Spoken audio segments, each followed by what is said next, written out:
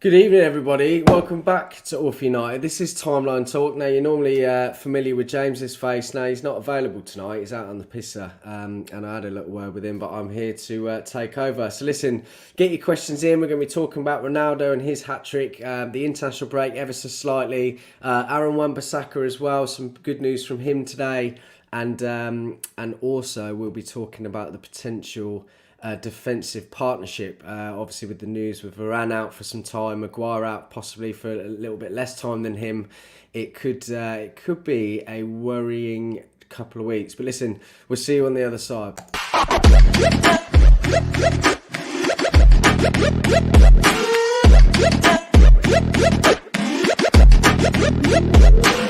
Click subscribe to get daily Manchester United content from passionate Reds, only on All for United.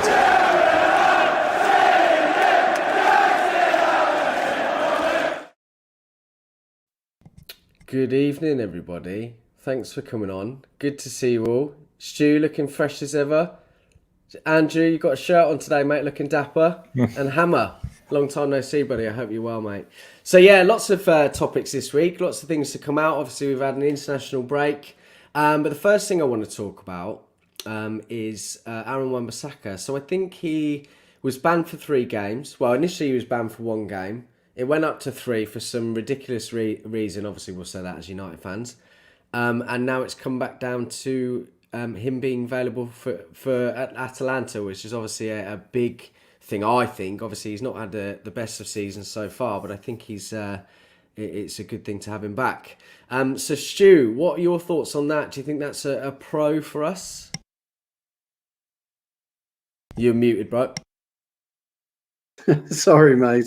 I think it is a pro. I think Dallo will be quite unhappy and upset, really, because AWB will obviously come back in this weekend, and I think the threat that Atalanta are going to pose next week is going to be. I think he's going to be crucial for us. We all know we've missed his tackling ability. Many people prior to the Villarreal game were saying 1 or 2 bits and pieces with regards to his positional sense. They were criticising him, etc., etc. And then on the flip side, oh, we've missed him because of his tackling. I mean, come on, get a grip, fan base, get a grip. We all know the qualities he can bring us. The problem is he doesn't attack that well, which is really strange because anybody who knows anything about football knows he started out as a right winger in the Crystal Palace youth team. And so he realised he's one of these players, and I speak about it a lot, that you should kind of almost try and reinvent yourself. I think Donny van der Beek's in that situation with his career at the moment. He either moves on or he tries to reinvent himself to gain a place within the side. Tuanzebe was one for me. I think he could have started to look at playing right back more often than not, because he wasn't getting in the centre half. I think AWB is one of those that's looked at his situation, maybe looked at where he could penetrate the first team, and has decided to do that. And he's a world-class tackler. We all know that one-on-one there's nobody better, and he just doesn't offer us a great deal going forward. The only slight drawback to AWB is who plays alongside him or just in front of him.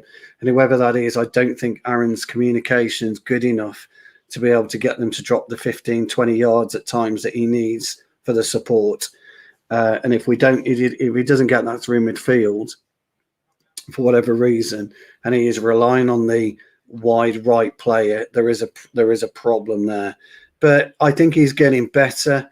I always said that you take him out of the team, you would see a vulnerability about us in defence, and it was proven against Villarreal. So yeah, for me, brilliant. I'm chuffed he's back. I like him. Proper really, right back. Really good points there, Stu. I wholeheartedly agree with you, and you make a very valid point about the fact that I think you don't realise what you miss until it's gone.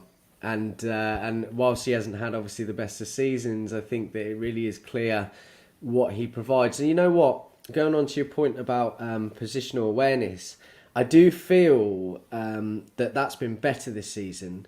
And I think that on a lot of occasions he overcompensates for Lindelof on that right-hand side, which he doesn't seem to have to do with Varane so much. Correct. Right? Correct. So it's just a case of him sort of finding that little bit of form and being able to sort of get forward a little bit more. Andrew, as I said earlier to you, mate, welcome back. Good to have you again. And do you share those thoughts similar to Stu, or do you have other ideas with regards to Aaron Wan-Bissaka? I was going to say definitely a plus having him back. I mean, Stu mentioned against the Villarreal game, Delo on the right side of the fence, he looked all over the place. There was Villarreal were putting long balls over the top, and Delo was like nowhere to be seen. He was getting caught out. So Wan-Bissaka coming back is definitely a plus, especially with doubts with Maguire, because I know Ollie said today he's returned to training, so it's definitely not playing tomorrow, and he may make the game against Atalanta, but more likely for Liverpool next week. And with Varane out as well, it's just like the only we've got Lindelof and Shaw, the most ones that had more match time, so it's good to have him back. I mean, the suspension he got, I was like, he did overrun the ball. It was a bit of a late tackle, but then when they upped it to 2 games, I was like, where are you coming from? It was like, yeah, I mean, considering Kevin De Bruyne, that's what I was just going to mention. I was sorry. Why? Well, you're giving him a 2 and then there's no retrospective on Kevin De Bruyne. Kevin De Bruyne looks so much worse. It was like a leg breaker. Okay, Aaron overrun the ball. He was then trying to get the ball back, and then so from the angle, just got trod on his foot really badly. But it was like a straight red. I thought, well, in the modern day game, yes, it's a red card, but then to make it 2 games is just a bit unfair. But having him back, he's probably on his day, he's one of the best right backs in the Premier League. I mean, defending wise, it's just okay. He needs to work on his attacking, getting more forward and helping out, getting crosses in. Sometimes I just think when he's on the attack, he just cuts back in. I'm thinking, just get down the wing, get past the player, and then cross it in. But I say his bread and butter is the defending, which he does really help us out with. Sometimes positionally he gets caught out, but that's something he's working on. So it is a major plus. He's going to be back for the game against Atalanta and tomorrow as well. Yeah, I think he's going to be a really big, not big for the game against Atalanta, but if you think about how attacking Atalanta have been, they're doing pretty well in their league, scoring lots of goals. I think it could become a problem for us, and I think it's probably needed. I went to the Villarreal game at Old Trafford, and to be honest with you, Dalot and Shaw actually they were. Was it Shaw that no Tellez, wasn't it? Tellez. Other than the goal that he scored, he was abysmal too, and there was just that last pass was just always catching him out, and it was really, really poor. Hammer, good to have you on again, buddy. I hope work's going out well in the States. I know that you've been very, very busy. We're not seeing you so much.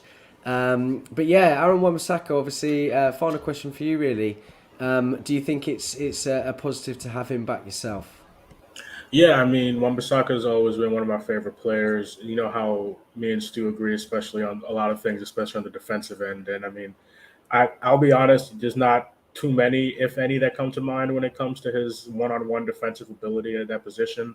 So it's always great to have somebody like him back. His tackling's great. And to be honest, I sometimes I feel like he doesn't put in terrible crosses. He just doesn't get himself – he's not able to get himself into position to put in more crosses. You know, his dribbling's awkward, like everybody talks about, and things like that. But yeah, him on the defensive end, especially in a team like that, you know, Atalanta, Champions League, and that kind of things, we saw how shaky Dalot was, like everybody has said so far. We need that defensive stability in the back. Yeah, absolutely. Good points, everybody. So, yeah, moving on to the next topic then, really. So, there's been lots of talk about Marcus Rashford. I saw a couple of comments today stating that if he was to bulk up a little bit more, he would probably become almost immune to injuries, which I don't necessarily agree with. And to be honest with you, I don't think he's skinny. I think he's actually pretty ripped for his height and whatever. So that surprises me a little bit. But obviously, they would have touched upon it last night, you guys, for the Leicester preview. But he has been sorely missed, and I think that's obviously a big thing, especially for Luke Shaw. I think that the fact that Luke has been so good is because Rashford has been exceptional, and that relationship has been exceptional on that left hand side. So Stu, to go to that a little bit, do you think he's got any chance of starting this weekend? Do you think he'll make an appearance, or do you think it's just dead and buried until maybe a couple of games' time? I think he'll get minutes, but he won't start. I mean, it's not. So I wouldn't start him. Look, Ollie's got a bit of a headache. We spoke about it last night about what he's going to do. A lot of the fan base are a little bit worried about our defensive options and less worried about our attacking options, which is right, because when you look at our attacking options, we've got a breadth of wealth of talent, and so it's not necessary actually, as it was 18 months ago, to bring Rashford back sooner than what's necessary, because we've got enough cover up there to do that. So although I very much take your point, and I think it's gone pretty much unnoticed, the relationship that Shaw and Rashford had. We spoke about a few bits and pieces last night, and a lot of the panel were feeling that Rashford's defensive work is kind of in the middle between Martial and Ronaldo, who refuse to come back, and Rashford, who will on occasions but won't on occasions. So it's one of those, really. And so it'll be great to have him back, and I think it'll be a huge morale boost for the squad to have him back, because he's had his problems and he's been out for a while now. So, but I think bringing him in against a team like Leicester is going to be quite difficult, because they attack. I mean, Lookman has been on fire this year for Leicester, and if you remember the last couple of games, they've absolutely torn us a new one in the middle of the park. And I think for a player like Rashford, who will be absolutely chomping at the bit, by the way, to get back into it, I would give him minutes on Saturday, and maybe give him minutes again against Atalanta, and I'd unleash him against Liverpool. That's how I would rotate him into the squad. With regards to the defence, and I'll just touch on this briefly, because I don't know whether you want to talk about it or not, but what I would say to the fan base is stop panicking. You know, there's a squad of players for a reason. We're gonna touch on this in a minute. We're gonna touch on this in a minute. I will not say another word. No, you're good. You're good. It's all right. We'll touch on the back four centre back partnership. That's my thoughts on Rashford anyway. I don't know what the guys think, but that's what I think. Yeah, thank you, mate. I think that's actually perfectly put. I would probably give him minutes as well if he is fit enough. Ollie's taken a bit of criticism recently with regards to leaving Ronaldo out. And if he was to put Rashford straight in, it could be a bit of a dangerous risk, and I can't see him doing that, quite honestly. But he surprised us before, with someone mentioned earlier, Maguire has started training. Do you know what I mean? It wouldn't be a shock if we actually saw him maybe feature or start. So we've seen more bizarre things. Hammer, just to quickly ask you, obviously Rashford as well. Your thoughts on him coming back? You sort of agree with Stu. I saw Cristiano in midweek, a bit what I was saying earlier about getting a bit of criticism. Ronaldo got a hat-trick midweek, and I think it really just goes to show that you can't not start him. If he's fit, you can't not start him, right? Yeah, well, so for Ronaldo, I think it goes, I think it just makes sense to anybody, to be honest, if you're just looking at it, that with our options up there, it's really Cavani, right? Greenwood is more of the right side right now, because Sancho isn't firing on all cylinders yet. So not starting Ronaldo just doesn't make sense. I know people were mad earlier in the season, which didn't make sense because it was the very start of the season, about taking him out. That, to me, would be better than not starting him, right? If you think he's he's gassed for the game for whatever reason, and he's losing some steam at the end, then you take him out. But you always start him, mainly because of what people said, especially when we took him off in that game early in the season, is that he's going to be that one. He's not going to score a hat trick all the time, even though he has scored a ridiculous amount. He's going to be that guy. You give him an opportunity, he'll poke it in, he'll get a rebound, he'll get a header. He's going to put something in the back of the net in some way. And then in terms of Rashford, I wouldn't start him, but seeing from what Ole's done in the past, and I think I commented this on the show last night, if Rashford is I want to say 85% fit in terms of being able to keep up and run and stuff like that, I can see Ole doing some dumb shit or some, not necessary shit and starting Rashford just to get him, because he wants to get him back fast enough and get him some game time and things like that. I would bring him off the bench if necessary. I wouldn't start him. But the thing that I'm excited about, and I'm sure everybody's thinking about it too, is that I'm excited for a fully fit Rashford. Right, he's been dealing with this shoulder. He had an ankle problem, I think, last season too. Right, I remember hearing at one point that they gave him some shots in one of his ankles because it had swollen up and things like that. So a fully fit Rashford is what I'm really excited about. Just to follow on Hammer's point about Ronaldo and Rashford, I mean, yeah, everyone was a bit surprised against the game against Everton where it was like on the bench. Oh, why are you not starting him? But Ollie perfectly explained it before the game. It's the Villarreal game. It was both physically and mentally. Those players put a lot of output, and so he thought, well, we'll freshen it up. Cavani, because he brought in Cavani and Martial. He said, well, he said of them, he said they know they're good players and we're going to be successful this season. We need to rotate, manage the minutes, and everyone's together. I mean, if we look back to the Europa League final, and when he looked to his bench, he had no one to bring on virtually. Now we've got a squad, and we look to the bench. We've got the likes of Martial, Cavani, Van der Beek, Lingard. We've got players that we can bring on. Whereas the end of last season, it was like, well, who are we going to bring on to change this game? We had literally no one to bring on. So it's, I mean, obviously the result against Everton, it just put Ollie under more scrutiny, but Solskjaer had to rotate his side against Young Boys and West Ham as well, and obviously those games also ended in defeat. But it's like you've got to give those minutes to those players as well. We've got a squad of 25 players. They've all got deserved some minutes, and he's relying on each one of those players to come on and do a job. So I mean, Ronaldo is not going to start every game this season. There's going to come a point where Ollie's going to say, well, we'll start you from the bench and we'll bring you on if we need you to make an input. If United are winning comfortably, then Ronaldo can have a rest. Just following on to Rashford, he just, from the pictures I've seen in him in training, he looks happy, he looks much more fitter as well. I mean, it's like I say, he's putting on more muscle as well, and doing all the fitness work. So I'd expect him to see him on the bench tomorrow. He might get some minutes. I'm just thinking if we're having to chase a goal, then he might just throw him on. But I mean, Rashford's desire and to get him his fitness has got him back. I mean, he looks like he could be an exciting prospect this season. So he's got the chance to become a huge, important player for us. I mean, coming from where United's form recently has been a bit patchy, but I mean, he should be mentally fresh as well. He admitted last season it was tough for him. I mean, the Europa League and the Euro has ended in penalty heartbreak, but I think now he's ready to show what he's capable of, and fully fit Rashford. Well, those defenses in the Premier League better watch out.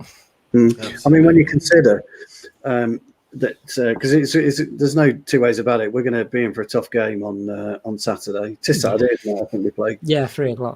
3:00. And whatever people are saying about Leicester at the minute completely goes out the window. Forget that. We're going to be in for a tough game. What a position to be in, to be able to bring on a Marcus Rashford with 25 minutes to go. If we are chasing a goal, a fully fit, fresh, hungry Rashford. I mean, like you said, Andrew, when you look at the Europa League final, he turned to the bench. He's like, what do I do? Who do I bring on? Now he can bring on Lingard. He could bring on Sancho. He could bring on Ahmad. He could bring on Cavani. He could bring on Ronaldo. He can bring on Martial, Van der Beek, McTominay. I mean, crikey, the list is absolutely endless on who he can bring on. And I think the fans have... I said a couple of weeks ago, and I stand by this, is Ollie is in a kind of patch with the fans that he cannot win. Whatever happens, there's the toxic side of our fan base just won't allow it. They won't allow Ollie. It's not they can't fathom Ollie could succeed, and they can't fathom that he's got to have an idea of what he's doing. And I'm tired of all these Twitter coaches talking about Ollie should do this and Ollie should do that. Well, here's a message to the Twitter coaches. Go and get yourself a super license, lads. Then come back at us. You know, you haven't got a UEFA A, B. You're probably on level 1 coaching, which you do over a weekend, on a Sunday. You know, it's all right doing these Twitter threads. It's all right doing this and doing that. Live it. Just live it day in and day out. Work with players like Ronaldo, Cavani, players who've been playing the game at the highest level for 12 years, who know football inside out. It's all about tweaking. And Ollie he's not had this group or this squad of players before, and he's got to find the right balance, and it takes time. We've got people are saying Jadon Sancho's under firing. I don't think he is under firing. What he's doing is playing it safe in games. Sooner or later, he's absolutely going to explode, and when that happens, whoever's on that pitch around him, Cavani will feed off him, Ronaldo will feed off him, Greenwood will feed off him. Wan-Bissaka will be a lot more at ease with him. Whoever we play in the middle, Fernandes, Pogba, they'll all feed off that energy that we fed off Ronaldo when he played against Newcastle. It takes time. And you can slaughter me all you like, Twitter sphere. I don't give a damn, but it takes time. And these fans who want whatever, they've just got to understand how football works, And they never look back, by the way, before Sir Alex. They never look back at the doldrums when we were playing woeful football under Dave Sexton, Tommy Docherty before that, Ron Atkinson. And in Fergie's early days, we weren't playing great football because he couldn't get that balance. But once he got the balance, and once he got a squad of hungry players who come together as a collective, you saw what you saw. But he had to switch that team 3 or 4 times. He had to rebuild. He didn't just use the same players. He had to rebuild, and he made some tough decisions, some big decisions. Moving Ruud van Nistelrooy on, for example, moving Jaap Stam on, getting rid of Keane, getting rid of big personalities, Schmeichel out the club. Kanchelskis is another one. Ince was another one. Mark Hughes was another one. You've hit your sell-by date. You've got to go. I can't have you.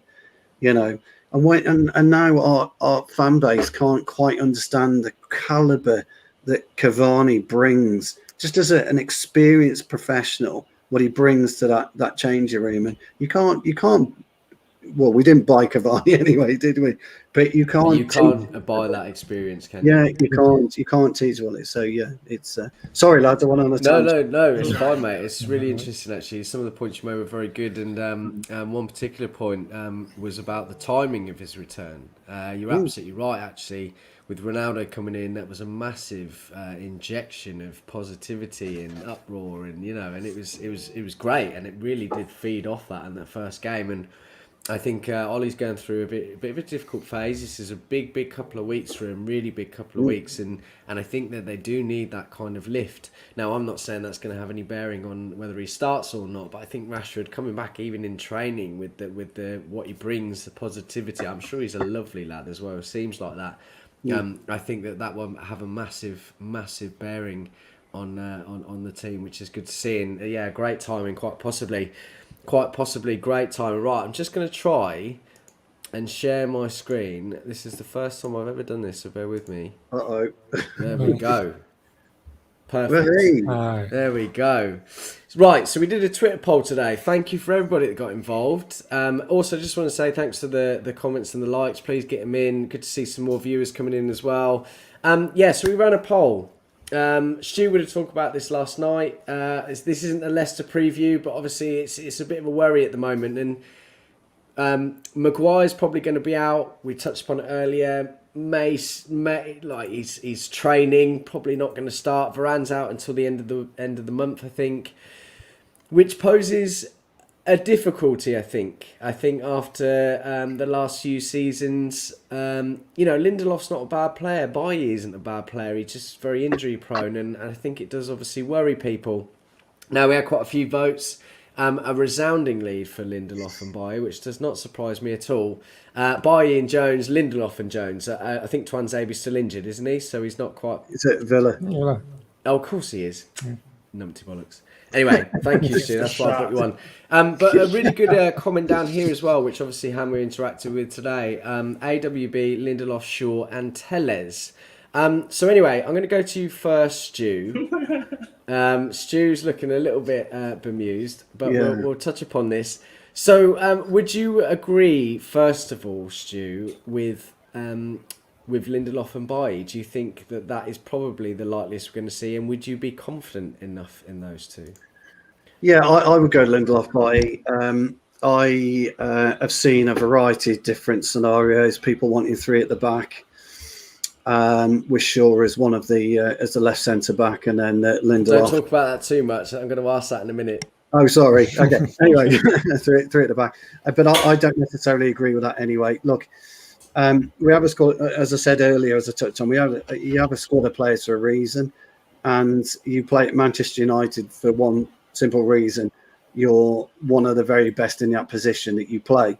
And when you consider that all our four centre backs are all internationals for their respective countries, and Lindelof, I kind of think in a way that Ollie's really disappointed and didn't actually want to drop him. They kind of felt he had no choice to play Varane. Now, I think Varane has done pretty well, but their partnership is flourishing. But Hammer will know, because he was in the comments last night, that I think the Bailly Lindelof is a really good option, because it's the polar opposite of each other. That's a good point, actually. There was a lot of talk last season. I think that Lindelof and Maguire are quite similar in many ways, but Bailly really does sort of bring the best out of the both, and obviously Varane is just a fitter, better version, I think. But it would be interesting to see more of Lindelof and Bailly, because we didn't see enough of that last season, and that could have worked well last season. We didn't. I mean, people were talking about, a couple of lads on the show last night were worried about Vardy getting at Bailly, but I think that'll play into Bailly's hands anyway, because Bailly's quite quick. And they were talking about his rashness, but at the end of the day, it is what it is. And the other thing is, and Hammer will back me up in it, because I mentioned it last night, you look around the dressing room and that's it. You can only play 11 players, and we've only got, quite at the minute, two fit centre-backs that can play there, and that is Lindelof and Bailly. And I think during International Week, if you start pissing about with the system too much and start looking at three at the back, I think you'll come unstuck against a team like Leicester. You really will. So you need to kind of do, your tried and trusted formation on this. It's likely to be Matic and Pogba, I would suggest, in the middle. And so, it doesn't matter to me. I'm get on with it. There are times in life where you've just got to get on with it. And Ollie and the team have got to get on with it Saturday. They can't worry about who's behind the defensive midfielders and who's in front of De Gea. Get on with it. That's all you can do. I totally agree. Listen, it worries me that fans are this way inclined, and the reason why I say that is because on one hand we all want to say how great our squad is, and I know it needs to be better. I know there's a couple of players that are on the fringe and stuff like that, but you need to have that trust in your squad. And injuries happen. It is a poor run of events. Yes, Maguire's injured, Varane's injured, international breaks. Ollie's on, he's going through a difficult time, and it doesn't bode well. But you have to believe. Look, we saw Lindelof last season. I actually think he was good. I actually think he's very good. I think Maguire is very good. They just don't quite work well together, and we need to have a little bit more trust, I think. Hammer, do you echo those thoughts? Would you start Lindelof and Bailly, or would you go with something different? No, yeah, I do agree, and I did see Stu talking about it last night. For me, I'm not really nervous too much, mainly because the two of them have been at the club together for a little while, right? And I know we haven't seen them play as much together as we would like to see, but they have an understanding of each other. At least I'd like to believe so. And then kind of off what Stu said as well, the polar opposite thing, they also both have the abilities that we are going to need. This is for the Leicester game, right? Like, and people worried about Vardy and stuff. Bailly has that quickness, has that speed, has that willingness to make those runs and to stay shoulder with shoulder with Vardy and fight for the ball. And then Lindelof is going to bring that more calmness that we do see him have at times. He doesn't have the pace, but he has that calmness. He knows how to read it. He knows how to step in when he needs to and play it a certain way. And then, yeah, like what you guys are saying is the trust and depth, right? These guys are pros for a reason, right? These guys are, like Stu said, at United for a reason. And, they're not going to be up there shitting their pants coming up against another Premier League side, right? Like they've been doing this. They've been playing in the Premier League. So, and then in terms of the midfield, I actually wouldn't. I know Jarvis said Donny. I think we would all like to see Donny get a real opportunity, and we've all been waiting for that. He's gotten a few, but something that's going to actually give him a chance to show what he can do. I would like Matic as one of the two, because I know we're going to go with the pivot as one of the two in front of them, because it'll give some more stability and some more control in front of them in case things get a little shaky. Yeah, fair point there, mate. Thank Good you very point, much. I saw this comment. Simon, I don't know where you've been, bro, but Rojo has left the club. He's gone to South America. He's out of the country. And he's banned. Yeah, probably. took the Yeah, chair, he's in didn't he? South America. Yeah, really good points. I'm trying to steer clear of the midfield positions. This isn't a Leicester review, No, but thank you for that insight at least. Andrew, I'm going to come to you now, mate. I'm just going to quickly share this again. I'm enjoying this new way of sharing things. So someone does talk about here a back two of Lindelof and Shaw. Now, I don't think that's going to happen, okay?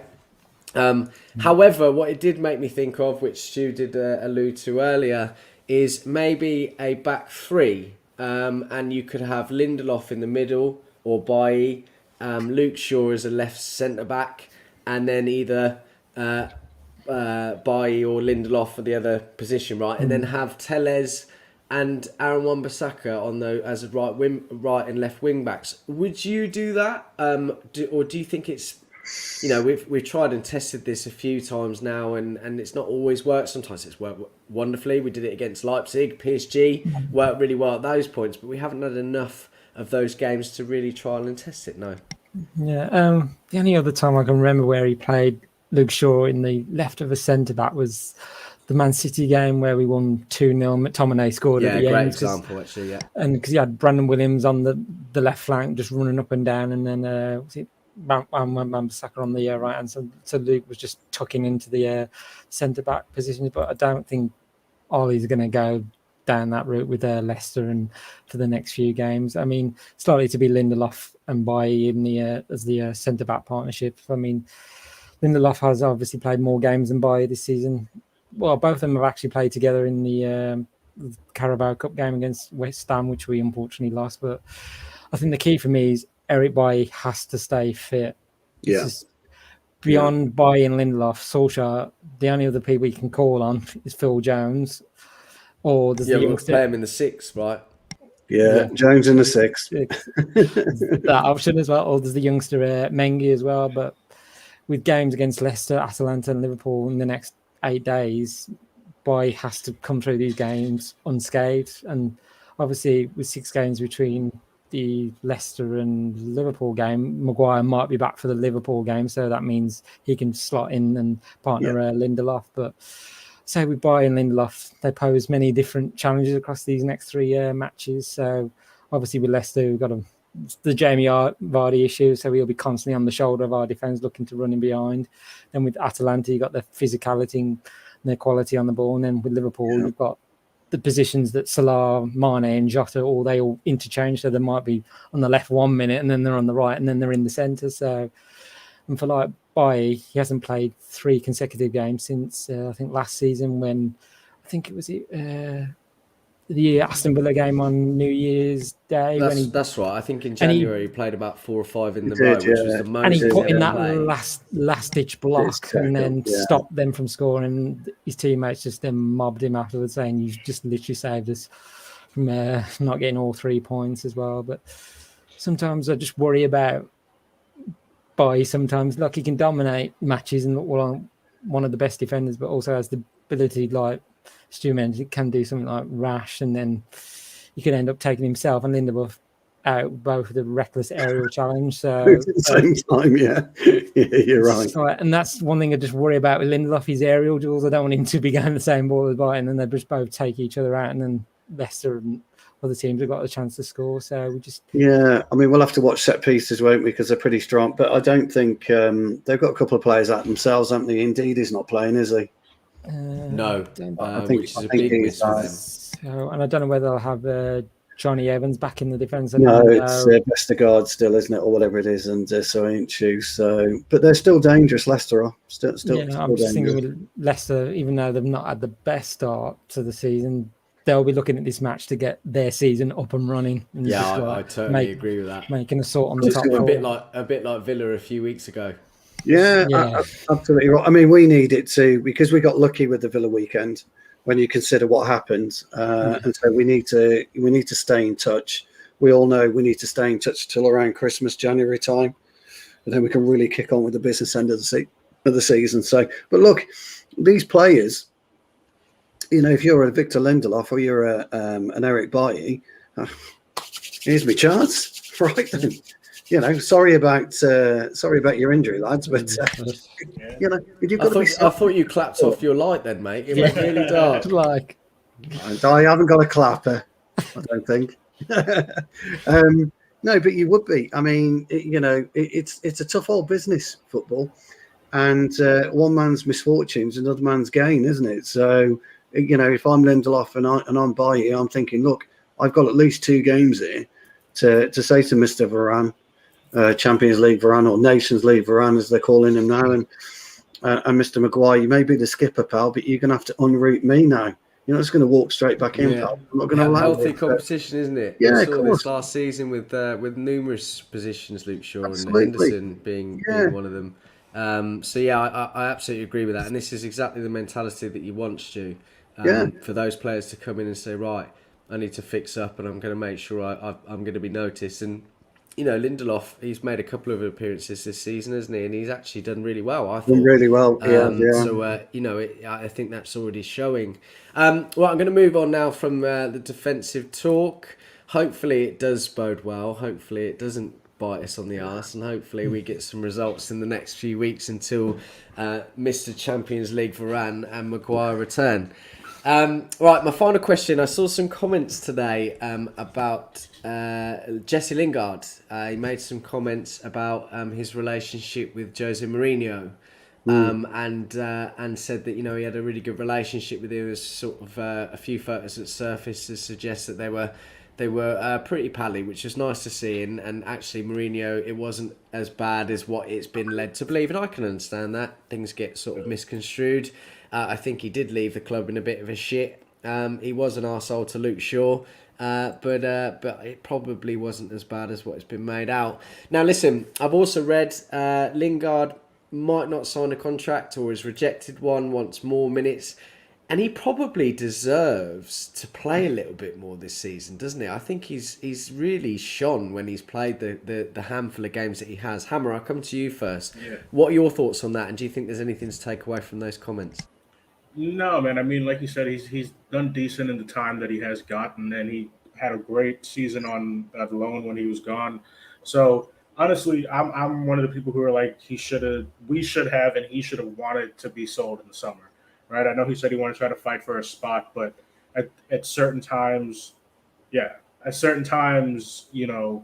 need to, from his point of view and from the club's point of view, make a business decision, right? And kind of be real with yourself, because you're not getting in front of Bruno, in front of Pogba. You seem to be at the moment getting in front of Donny, which I think baffles a lot of people. But like we said, he has taken advantage of some of the time that he's gotten. But hey, for him, good for him, right? Like you're relatively young still. I know people like to call him a kid for a lot longer than he should have been called a kid. He's only just come out of the academy, isn't he? Yeah. 28-year-old academy player. No, but he has some years left, and he's shown that he can play at a high level still. Go to a club. You should have gone to Villa and get your minutes in. Get called back up to England, right? I think he wants to be in the World Cup squad and things like that. So go get your minutes and go get the goals that you want, because to be real, you're not going to get him at United. Yeah, absolutely. Oh, and by the way, Jose's a weird motherfucker, isn't he? Mourinho's a weird motherfucker, isn't he? Like, some of the shit that Lingard why you randomly FaceTiming your players? What kind of weird shit is that? Wow, maybe that's his way of is man management, which we know that hasn't always been the best. But listen, everyone's each to their own, isn't it? Stu, do you think Lingard deserves a bit more time? No, I think Emma's right. I think Lingard's showing a bit more maturity now, and the mature move for him is to move on in January or the summer. He shouldn't have wanted to fight for his place. I understand it, and I think he's been very, very good when he's been representing us. But he's not going to play as much as he should or wants to, and I think he's going to be in a position now where he'll probably end up regretting not signing for West Ham if they're in for him in the summer, based on his own comments about wanting to go to Qatar. Now, if he doesn't go in January, time for me is running out, because the Qatar World Cup is in December, isn't it? Next year. So he really needs to make a move in January. And I think there were talks about Aston Villa being very interested in him. I would imagine there's a few clubs at the moment. Do you know where I think he'd suit? Arsenal. I think he'd be brilliant for Arsenal. Yeah, I don't disagree with you, actually. Yeah, I think he'd be absolutely great for them. And if I was Arsenal, a mid-table player for a mid-table club, yeah. No, I just think I actually think the way that Arteta plays, I think he'd be great for Arsenal. I think they've got a lot of players that would suit him. Just don't play against us because he's likely to score against us, isn't he? But no, I think Hammer's right. I think Manchester United got it wrong. We could have had that extra 30 or 40 million quid that could have gone on the table to buy a CDM that we all know we desperately need. I think we'll do something in January anyway, and we'll definitely do something in the summer. I think the club's going to back him again in January and again in the summer. But he should only have one position on his mind in January, and that's the CDM. Yeah, absolutely right. Yeah, great points actually on Lingard. Unfortunate, really. And you know what? I think I don't think anyone. I think United were holding out for 30, 40 million. I think that West Ham. I think we were hiding out for too much. Yeah, I think you're absolutely right. I agree, and I don't think anyone probably offered enough. And that was the problem. But obviously, that leaves you in a bit of a difficult situation, a bit like the Pogba thing.